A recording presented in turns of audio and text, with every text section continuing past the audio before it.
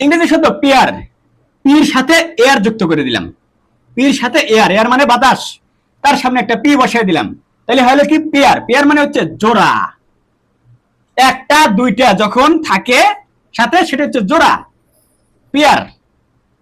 Pair of guava মানে জোড়া পেয়ারা, দুইটা পেয়ারা একসাথে ধরছে।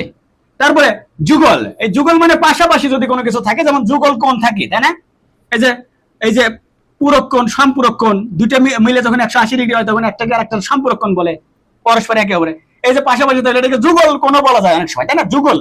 এবারে যুক্ত করা, দুটো জিনিস আলাদা আছে, সেটাকে যুক্ত করা। এক করা মানে যোগ করা, আবার যুক্ত করা, পেয়ার। অনেক সময় পেয়ার মানে যুক্ত করাও হয়। তাহলে পেয়ার মানে আমরা কি জানি, যে পেয়ার মানে হচ্ছে জোড়া, এক জোড়া একটা, তখন পেয়ার হবে। কিন্তু যখন দুই জোড়া হবে তখন হবে পেয়ার্স, পেয়ার্স এর যুক্ত হবে, তাই না?